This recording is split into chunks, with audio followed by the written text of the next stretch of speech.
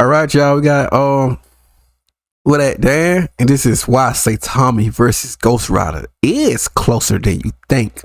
Let's hear what his perspective on this, bro. Y'all already know who I'm riding with, Saitama, but I want to hear why he think this is close. Let's check it out. Today in the battle arena, Saitama versus Ghost Rider. Saitama might be famous for beating any opponent with just one punch, but what's he gonna do against Marvel's Spirit of Vengeance? Well, today, we're gonna find out who wins and why this fight is insanely close. Yeah, I already know. I'm giving the One Punch Man. His powers, it's literally like, I wish I could put it up, but y'all know his power. He can defeat any opponent, however strong. It doesn't matter how strong the opponent is. He always win, pretty much with the one punch. So let's get to it. What's up, guys? I'm Daniel, and this is Danco. We do fight breakdowns every week, plus the occasional power ranking video like this one, or things like that. So if that seems interesting to you, we'll sit back and enjoy the video. Hit that like button. If you want to, go hit the subscribe button while you're at it. Now let's get to it. Saitama was once an ordinary man like you or me, trying to get by in a 9-to-5 world and make ends meet. But having always wanted to be a hero as a kid, Saitama began to train hard, doing 100 push-ups, 100 sit-ups, and running 10 kilometers every day for 3 years. Bro, once you said that's a gag right there, bro. That's his gag stuff right there. And as a result of all that training, two things happened. One, his hair fell out, and two, he became so strong that he could kill any monster with just one punch. Bro, I'll be glad when this come out in anime, bro. When this come out in anime, bro, everybody gonna be loving it, cooking it, and everything. Which honestly really sucked. Bro, I've been saying, bro, One Punch Man always been on. I forgot how you pronounce that word. Shit. It's something, bro. It's something, bro. It got all this stuff on here. It got I can't even say the word right anyway. But let's go. Since becoming strong, Saitama was able to be a hero as a hobby, but his overwhelming power denied him what he wanted most: a real fight, where he could go all out and push the limits of his strength. Yeah. What's more, the world at large didn't seem to acknowledge his power, dropping him at the bottom of the hero ranks and attributing most of his efforts to others. In that time, though, he's met and taught the Cyborg Genos, encountered all sorts of incredible monsters like Boros, Orochi, and prevented massive cataclysms. And on the next one, I know some of y'all don't watch it, but I know y'all saw the next what it is, the next manga. It's pretty much Saitama. Well, it's Flashy Flash and Sonic versus Empty Void, bro. Bro, they're finna go crazy. That going crazy. Y'all gotta keep up. I know some of y'all watching it. I know some of y'all reading the manga or whatever. Y'all gotta check that out, bro. Yeah. More than once. And though he doesn't make a big deal of it, turns out he's got some pretty good heroic instincts. So his hero thing will work out after all. No matter how much you try, there are limits to your growth. God actually designed it this way, where each creature has to grow within certain parameters, and the mechanism to control that growth is called a limiter. Heroes work hard to develop their talents and gain incredible powers, or they enhance themselves with experimentation or cybernetics, or some are simply born with remarkable gifts. But Saitama is different. He was a normal person of ordinary birth with an ordinary lifestyle and no particular talent. Yet, just through sheer effort, he forced open his limits and he removed his limiter, bro. Oh my God. Demolished his limiter. He self-evolved, acquiring unimaginable, limitless strength. So strong that Saitama is able to effortlessly defeat powerful monsters and villains with a single casual punch. He's done this plenty of times. Pretty much every monster that Saitama runs across, well, he can destroy them with just one punch without even trying. And Saitama is always getting more and more powerful too, to the point where he's fought against a simulation of himself from just the day before, was able to take him out with one punch. He's destroyed a meteor that was threatening several country-sized cities with just one that's crazy. punch. He's jumped from the defeat his own self from yesterday and all that. That's crazy. moon to the earth before, destroying a lot of the moon's surface in the process. And he's easily one-shot Monster King Orochi, whose body is durable enough to contain part Naked. of the earth's core inside of him. Or his durability is so great. His durability is so broken, man. Gotta love it. I feel like he more like, I don't know. He look. It gave me more like cartoon vibes though than more than an anime. It's more like a cartoonish. Well, he really wasn't supposed to be taken serious, so let's go. That most punches thrown I get that why people love him. his way are just meaningless. They don't do a thing. They literally can't hurt him or affect him. And he's so fast. They can kill monsters and appear to be standing in place and having never moved. Speed blitz. Or dodge attacks and keep up with opponents so easily that he just thinks it's funny. And that's all. I mean, yeah. He's a what can I say? He wasn't supposed to be taken serious, man. He's a joking character, so like I said, a joking character, bro. Saitama is barely even. I'm starting to think he got some type of Toon Force, well, some Toon Force and cartoonish in him. trying. Well, if the creator whatever the creator do. If Saitama wants to, though, he can perform the Serious Series moves. In the Serious Series, Saitama is basically trying a bit harder and putting more effort into his attacks, unlike before. Still not even close to his upper limits. Older him, bruh. He's been able to one-shot Elder Centipede and obliterate Evil Ocean Water with a serious. Bro, I think Evil Ocean it will be like too powerful to be killed. Well, thank God for Saitama, but bro, if an Evil Ocean absorb all that water, how can you defeat something like that? That's crazy. Punch, and he's deflected Lord Boros's collapsing star roaring cannon, which had the power to wipe away the planet's surface with just one serious punch. And in the process, well, he split apart the atmosphere and killed Boros. Saitama is even so powerful that he could blow apart the earth with just one punch if he really wanted to. It's just that he would never want to do that. And then there's his fight against Garo. Not only that, but the radiation. You close to him with radiation. Blast can take it some odd reason. Garo might not have started out as much compared to Saitama, but after having some power imparted to him by God, Garo became one of the most powerful beings in the universe and was able to give Cosmic Garo's a broken character too. Saitama the best fight he's ever had. And even then, Saitama was still able to win and was fighting with just one hand. That's crazy. Fighting with one hand is crazy. But it's the most serious that we've ever seen Saitama, so let's take a look. During the fight, Saitama is pushed further than he's ever been before. What is this? And experiences an exponential growth rate in his powers that we've never seen before. It looks like a combination of emotional pressure and a worthy opponent. His normal rate of growth will go unnoticed. People keep missing that out right now. Gave Saitama the opportunity to tap into powers that again we've never seen before.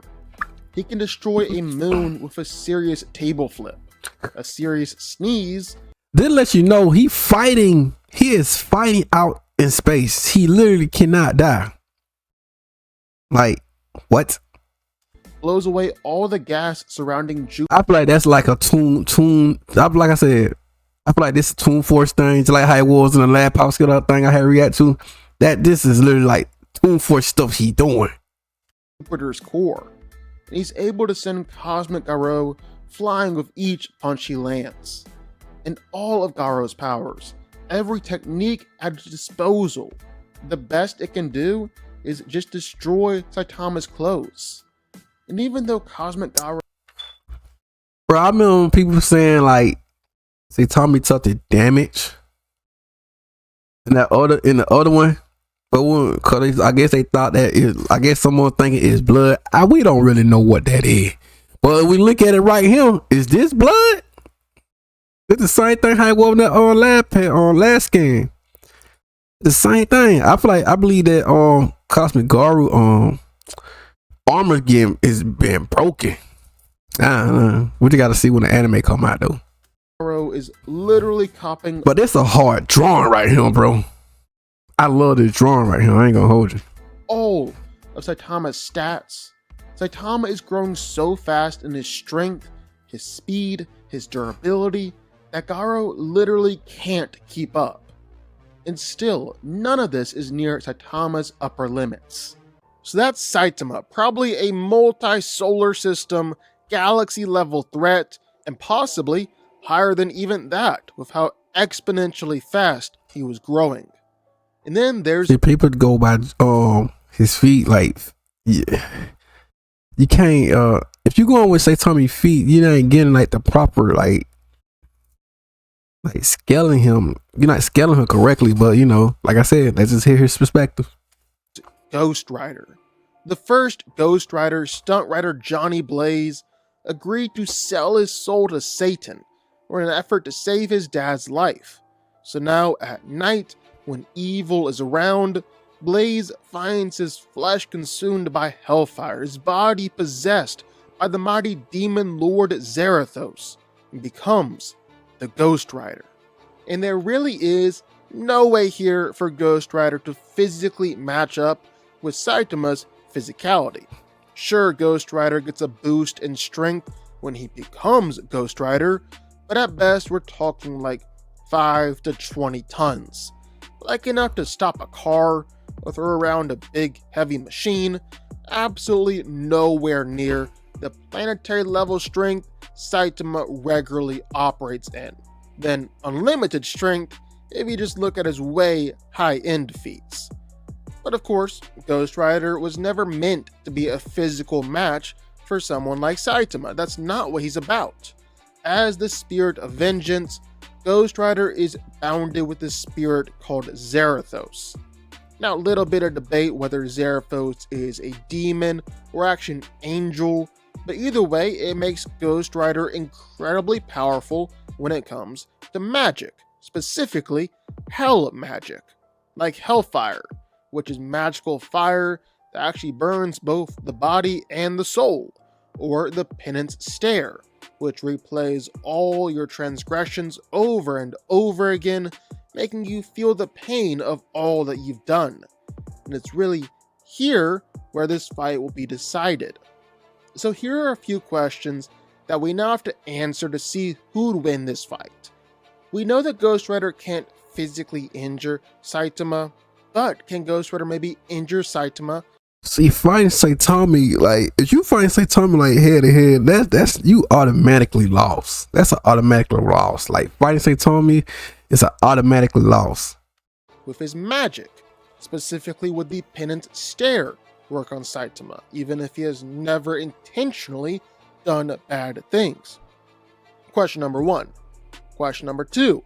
Ghost Rider can't physically injure Saitama, but can he actually injure Ghost Rider? Is he strong enough to just put down Ghost Rider right away, magic or no magic, spirit or no spirit? See, with that, Saitama power, the factual information is he defeat any opponent, however strong they is. So with that being, I mean, like I said, me, yes, but this is his perspective, so let's hear his opinion, bro. So, the Penance Stare. This is Ghost Rider's kind of signature attack and his most powerful. It allows Ghost Rider to look into your mind and soul, bombarding you with all the pain and suffering that you've caused others. And that's it. Simple as that. Hey, this kind of like getting me like, yo, we need to hear him check out on Empty Void. I want to see more Empty Void, his stuff. Cause Empty Void can do something like Mind Trick or something. Yeah, I'm ready. Yeah, we got to get ready, bro. Some people think there are certain rules to how the stare works, like that the person has to have committed a sin or feel guilty for their actions, or even that Ghost Rider has to make direct eye contact. Well, nope, none of those are really true. Ghost Rider doesn't have to make eye contact. He can punish a whole city at once, and has nothing to do with sin or guilt. Like here, Ghost Rider uses the penance stare on Blade, who at the time has the full power of the Darkhold. Yeah, that book from Doctor Strange. The little book that contains the Chthon's powers, the elder god who created dark magic in the universe. And just look at some of the descriptions used here. Blade's experience is no different from the countless others who have felt the pain they have inflicted. No different, but 100-fold more severe. Every cell in his body explodes with the pain he has inflicted upon his recent victims. He relives their deaths 1,000 times in the span of a microsecond.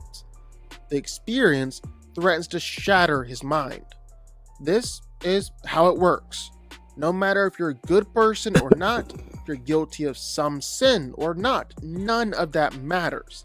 All that it needs to work is a soul, which Saitama should have, and if you've caused pain to others, whether for good or bad reasons. Like take Madcap for example. Madcap is insane. So insane that he can drive other people insane with just a look. Madcap is also immune to feeling pain, and even with his neck snapped, he's just fine due to his Deadpool-like healing factor. So in short, he can't feel pain, and he's too insane to feel guilt.